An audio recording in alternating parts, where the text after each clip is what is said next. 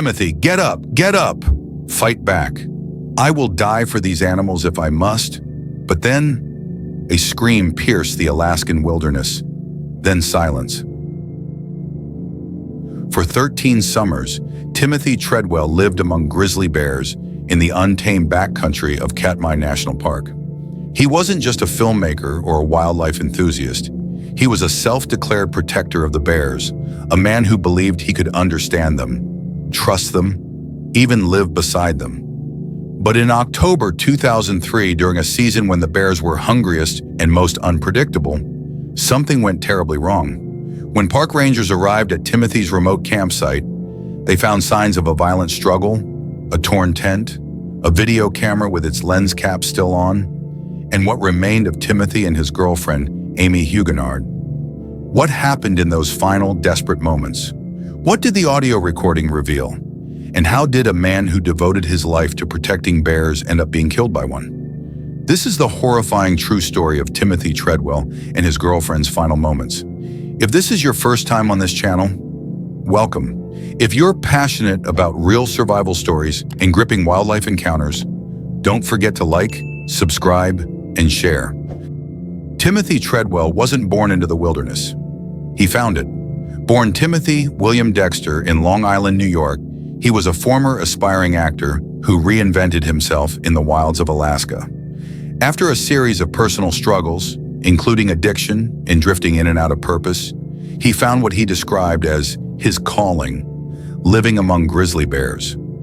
In the early 1990s, he began spending his summers in Katmai National Park, a vast and remote stretch of land in southwest Alaska. With no weapons, no fences, and no formal scientific training, Treadwell embedded himself in the heart of bear country. He gave them names. He spoke to them. He believed they trusted him. But it wasn't just about the connection. Treadwell became a voice for the animals he saw as misunderstood and hunted. He founded the nonprofit Grizzly People, dedicated to the protection of bears and preservation of their habitat. Armed with a handheld camera, he filmed hours of intimate, sometimes haunting footage of his time living beside the predators. His passion was raw, unfiltered, and contagious. And one person who caught it was Amy Lynn Huguenard. Amy was 37, a physician's assistant from Colorado, intelligent, soft-spoken, and reserved. She met Timothy at a lecture he gave on wildlife preservation. Quietly inspired, she was drawn not just to his cause, but to the man behind it. In time, she became his partner, both in the fight to save the bears and in life. She wasn't an adventurer. She didn't grow up chasing danger, but she believed in Timothy. She believed in what he was doing. And when he asked her to join him in Katmai, to sleep in tents beside 10-foot apex predators, she said yes. Amy had her doubts. Friends say she feared the bears, and rightly so. But she went anyway, because she wasn't just following a man, she was following love. And in the final days of their lives, they stood side by side, deep in the Alaskan wilderness, unaware that one of the creatures they fought to protect had already begun stalking them. What neither of them knew was that this trip would be their last. And when they made the decision to stay longer than usual that year, after most bears had begun their desperate search for food, something changed in the air. The calm Timothy had come to expect was gone. And the one bear he hadn't named was watching. But where did it happen? Katmai National Park and Preserve is not a place of compromise. Stretching across 4 million acres of volcanic terrain, glacier-fed rivers, and trackless tundra, it is one of the last true wildernesses left in North America. No roads, no cell service, no rescue unless you radio for it. And within that vast silence live over 2,000 grizzly bears, some of the largest and most powerful predators on Earth. It was here, year after year, that Timothy Treadwell returned, believing he had found his purpose. From 1991 to 2003, for 13 consecutive summers, he camped among the bears. He called the region the Grizzly Maze. Others called it something else, suicidal. He pitched his tent where the bears foraged. He walked the same trails. He stared them in the eye and spoke to them softly, sometimes inches from their faces. To the trained wildlife community, this was a dangerous breach of the line between man and beast. But Timothy didn't see it that way. He filmed everything. The way a mother grizzly shielded her cubs, the sound of paws crunching wet gravel, the fury of a bear fight near the salmon streams. And in those moments, he believed he wasn't just observing nature, he was part of it. Scientists, park rangers, and bush pilots all warned him. The National Park Service had long considered his presence a liability. They documented his infractions, getting too close, refusing to carry bear deterrent, disregarding permit rules. But Timothy insisted he understood the bears in a way others didn't. He wasn't afraid. He believed his love protected him. But in late September 2003, something shifted. Most summers, Timothy would fly out of Katmai by the end of September, before the bears became desperate and food grew scarce. But that year, after a disagreement with a pilot and reports of poor weather, he and Amy decided to stay longer. It was a dangerous choice. The salmon had mostly vanished from the rivers. The bears were irritable, hungry, and unpredictable. And Timothy noticed something strange. A new bear had appeared, larger than the others, scarred, aggressive. Unlike the familiar animals he documented for over a decade, this one had no name. October arrived, and with it, the last light of fall. The tundra turned gray. The nights grew colder, and in the silence of that wilderness, far from any road, the strange bear circled closer. Each night, it came nearer. Each day, the fear grew stronger. And on October 5th, 2003, Timothy Treadwell made his final call for help. By early October, the rivers of Katmai had grown quiet. The salmon were gone, spent, dead, or already eaten. For the grizzly bears, this marked a desperate turning point. The clock was ticking toward hibernation, and for those bears who hadn't eaten enough, panic began to set in. They weren't just scavenging anymore. They were hunting. Timothy Treadwell knew this. In his own journals, he had written about the shift in bear behavior during late-season weeks. But still, he stayed. His mission to protect the bears from poachers and misunderstanding was, in his eyes, more important than fear. Even as the winds howled louder at night, even as unfamiliar bears wandered into his camp, he brought no bear spray, no firearms, no electric fencing around the tent. What he had instead was trust. Trust in the wilderness, trust in the animals, trust in himself. In footage recovered from earlier that season, Timothy can be seen standing close to a massive bear near Hallow Bay, his voice steady but urgent as he speaks into the lens. "I will die for these animals if I must. I will. I'll die for these animals. I'll die for these animals. I will." In those words was a haunting conviction, part devotion, part defiance. But nature does not listen to declarations, and love does not tame hunger. On October 5th, the strange bear returned to their camp again. Treadwell had noticed it earlier in the week, larger than most, with worn teeth and a sunken belly. It wasn't one of the regulars. It had no history with him, no name. And this time, it didn't leave. But then, inexplicably, he made the decision to stay one more night. The rain started, the temperature dropped, and under the weight of October's darkness, only a thin sheet of nylon separated two humans from one of the most dangerous predators on the continent. The camera was rolling, not visually, but the lens cap was left on. Audio, though, was recording. And what it captured next would horrify even the most seasoned rangers. October 5th, 2003.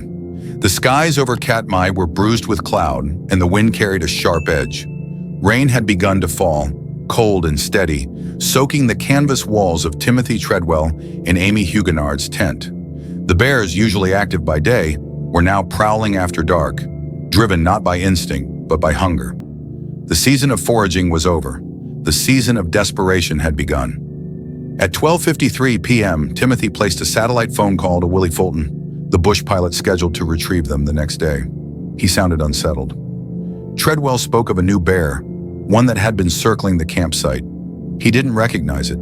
He said it was aggressive, unpredictable, and unlike the bears he had come to trust. "It's not like the others," he told Fulton. "I think it wants to hurt us." But despite his concerns, he made no request to be picked up early.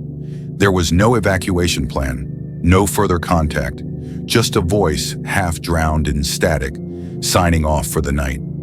As the sun sank behind the jagged Alaskan horizon, shadows swallowed the landscape.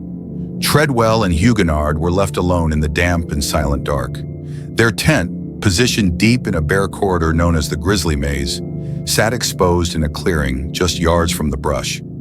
Sometime between late evening and the early hours of October 6th, a bear approached the tent.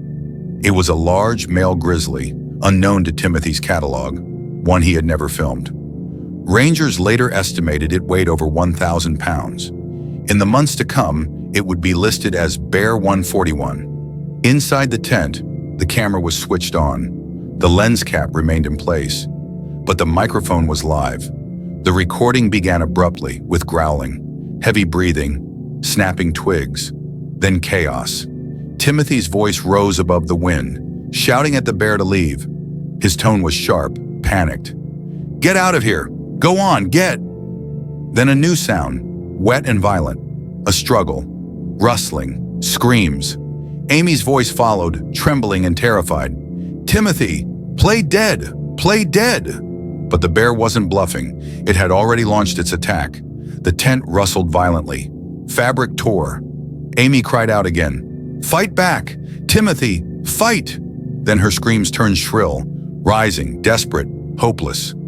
What followed was 6 minutes of horror, flesh against claws, muffled thuds, moaning, then nothing but breathing, a low, wet growl, and silence. The recording continued. For over 6 full minutes, the microphone captured the final moments of 2 lives. There was no rescue, no chance to run. And then, the bear returned. What happened next would be pieced together only by the signs it left behind. The next morning, October 6, 2003, Willie Fulton flew his bush plane over the treetops of Katmai National Park, headed toward Kaflia Bay to pick up Timothy and Amy. From the air, the camp looked quiet, too quiet. As he landed on the narrow spit of gravel, Fulton saw something that made his stomach turn. The camp was in shambles, a collapsed tent, scattered belongings, and no sign of movement. Then he spotted the bear. A massive grizzly was standing over what appeared to be a torn backpack. It didn't flee as the plane approached. It didn't run when the engine stopped. It stared back. Fulton stayed inside the plane and radioed the National Park Service immediately. Armed rangers were dispatched from the King Salmon outpost, arriving hours later by helicopter. What they found would haunt them forever. The bear refused to back off. It showed no fear of humans. They shot it dead. Inside its stomach were human remains. And near the tent, they discovered human remains, partially buried, partially consumed. Further away, another body, badly mauled, lay in thick brush. One was Timothy Treadwell, the other, Amy Huguenard. Nearby, inside the camp's weather-beaten video camera, investigators found a tape. The lens cap had remained on, but the microphone had been recording, capturing nearly 6 minutes of horror. The contents of that audio were never released publicly, but several individuals, including coroner Frank Fallico, confirmed its existence and heard its contents. In the recording, Amy's voice is sharp with terror. She screams Timothy's name over and over. "Timothy, play dead! Play dead!" The bear growls, heavy guttural sounds, the slap of paws striking flesh, the rattle of the tent poles shaking, Timothy's voice gasping, struggling, yelling at the bear to go away, then grunting, then choking. Amy's screams intensify. "Timothy, get up! Get up!" Then suddenly, nothing. For several seconds, the only sound is the storm outside and the bear breathing. Experts believe that Amy may have briefly survived the first wave of the attack. The theory is that she remained alive long enough to start the tape, possibly in a desperate attempt to document what was happening, or as a last cry for help. But she didn't run. She didn't abandon Timothy. She stayed. And what happened in the next few minutes after the camera stopped recording left rangers to piece together a final, horrifying truth. The bear came back, and it wasn't finished. News of Timothy Treadwell's death rippled through Alaska and across the country. A man who once sat with grizzlies now lay in pieces on the forest floor. And for the first time, the world asked, was this the price of devotion or the cost of delusion? At first, the grief was overwhelming. Animal lovers and conservationists mourned the loss. Timothy had dedicated 13 summers to protecting bears. He filmed them, named them, lived among them. For some, he was a martyr, a man who dared to live his truth in the wild, but others were less forgiving. Alaska state troopers and Katmai National Park officials were blunt. Treadwell had ignored warnings. He camped too close. He stayed too long. He saw danger and believed he could reason with it. Park Ranger Rick McIntyre, who'd spent years studying bears in Katmai, said flatly, he was breaking every rule of bear safety. Over time, he began to believe he was part of their world. Biologist Tom Smith agreed. There's a line that shouldn't be crossed. Timothy didn't just cross it, he danced on it. Then came the tape. During the final attack, Timothy's camera had been recording. The lens cap was on. The video was black, but the audio was real. 6 minutes of horror, of screaming, of thrashing, of Amy's voice begging him to play dead. The tape was never released, but those who heard it said it was something no one should ever hear again. 2 years later, filmmaker Werner Herzog created Grizzly Man, a documentary that wove together Treadwell's own footage with interviews, questions, and a haunting, conflicted tone. He called Timothy's view of nature a misunderstanding of the wild. Yet even Herzog, who refused to play the audio of the attack on film, admitted, "What haunts me is that in all his footage, I never once saw him afraid." Today, Timothy's legacy remains a flashpoint between conservation and recklessness, passion and obsession, life and death. But one question still lingers, unanswered. What really happened in those final seconds? When the camera rolled and no one was left to tell the story? The images of Timothy and Amy, once bright, full of laughter, now echo with a quiet sadness. They hiked side by side through endless Alaskan valleys. She often stayed behind the camera, her voice soft, her smile reserved. He was always in motion, talking to the bears, narrating to the lens, spinning dreams of coexistence. They loved, maybe not always in the traditional sense, but Amy followed him, to the edge of the world, into silence, into the realm of creatures that would never understand what they meant to each other. The wild never offered them safety, only beauty, only danger, only truth. Timothy believed he could bridge the gap between human and beast. He thought the bears needed him, but in the end, it wasn't the bears who needed protecting. They were never tamed. They were never friends. They were simply wild.